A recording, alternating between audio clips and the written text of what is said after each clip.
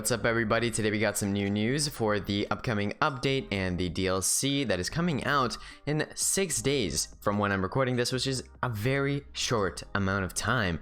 It feels like it's going to be here in a while, but it's actually going to be here very soon. But anyways, today we got shown how the gift wrapper merchant is going to work and also how the luxury merchant is going to work, as well as a new enchantment was revealed. So let me quickly get right into this. Alright, so first of all I want to talk about the gift wrapper merchant. So what has been revealed is that the way that the gift wrapping will work is that it will re-roll the item power to match the receiving player's recommended difficulty. So basically, if your average power level on your character is 105, but your friend is just starting out and their power level is just 1, then when you send the item that you want to send over to them, the item will end up getting changed to having a power level of 1. This is great because it makes sure that a new player can't just start out and then get their friend to give them all high power level gear and then just easily walk through every single dungeon with absolutely no challenge. Now you have to be on the same power level as your friend if you want to get the same power level that your friend has. There will still be cases of people giving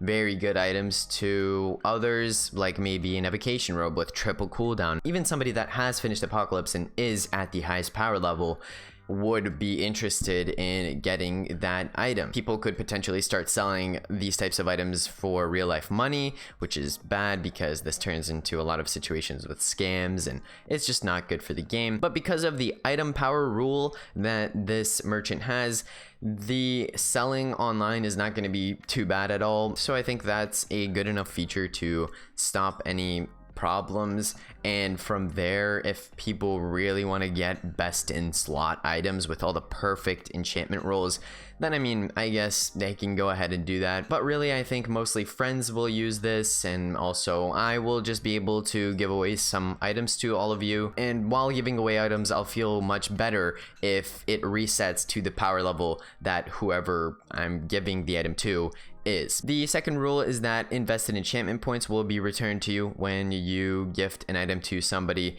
This isn't too special. I think the enchantments are still going to be the same on the item. It's not saying that the enchantments are going to change. It's just that you get your enchantment points back. You can also get your enchantment points back with the blacksmith, but this is a better method of doing so, I believe, because you do not have to play any missions for this to get activated. You just have to pay some emeralds. But overall, the prices seem really fair on the item trades. It's really low emeralds, so there's not going to be an issue of paying the merchant. And I think that the system that Minecraft Dungeons has set up here is actually pretty good. Next up, I want to bring your attention over to the new enchantment that we have, which is under a hunting bow. And if you look at the design of the icon for this enchantment, we see a white bow on the inside that is charged up with an arrow, and then on the outside we see a yellow bow outline with a circle around one edge of the arrow, and then a yellowy kind of smudge or blob on the other end of the arrow. And what this icon looks like to me is like the flame enchantment from Minecraft for bows, which works just like the fire aspect enchantment. It's just for bows, so whenever you hit an enemy with your arrow,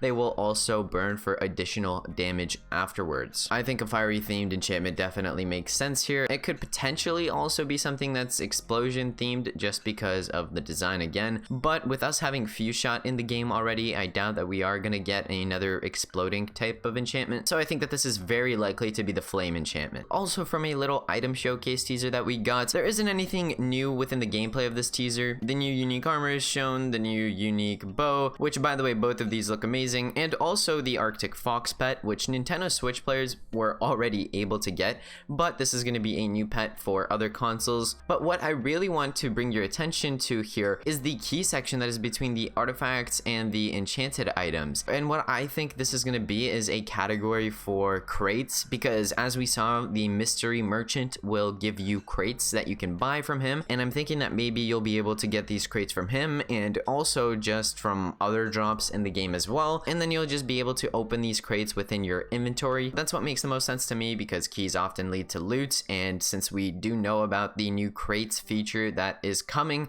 this aligns perfectly. We also got a sneak peek at the luxury merchant, which gives us a lot of insight into what this merchant does. So the description of this merchant says that this merchant sells high-end items at a not so affordable price. And then we see for the items for sale, a plate armor that is just of rare quality. It's not any unique item, but it costs 1,300 emeralds. And then we see a wonderful wheat for 1,800 emeralds. These items aren't too great, but sometimes there are going to be unique items popping in that may be pretty good. Sometimes there may be only bad items like this. And then taking a look at the restock and reserve buttons that we have, this reveals more about how the merchant is going to work for us. It looks like the restock button will either restock the same item as was in the slot before, or it will just give you completely new options. And now one thing that makes me think that this may restock the same item is because if you look under the plate armor and the hunter's armor, as you can see, the plate armor has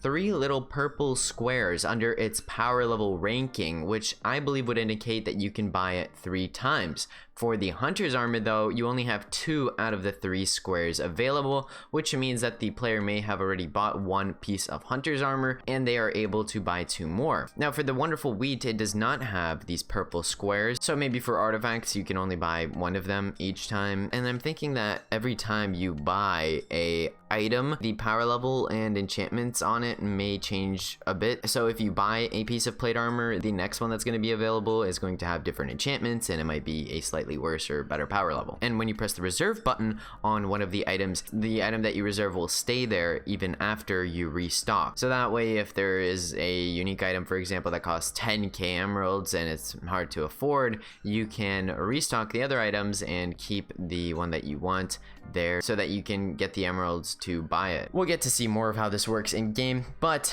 I am disappointed that this is not any customization type of merchant, just because it would have been cool to see. But anyways, everybody, that's it for the recent news on the upcoming update and DLC. I have a new video on the way, my first episode of my Minecraft survival let's play series. A lot of you have been asking me to make some Minecraft content, so I thought, where better to start than a survival let's play? Now, I have played Minecraft in the past, and I do actually know a pretty decent amount about Minecraft, but I have not explored much in survival. I have never killed the Ender Dragon, the Wither, anything really worth noting. I've survived a bit, but that's about the extent of my experience in survival. I mainly played multiplayer when I played Minecraft, so there is a lot of exploring to do in that series, and I am curious as to what you would all like to see for Minecraft content. Are there any specific mods or servers that you would like me to play? Let me know in the comments below, but other than that, leave a like, comment, subscribe if you enjoyed, and I will see you all in the next video. Peace out, everybody.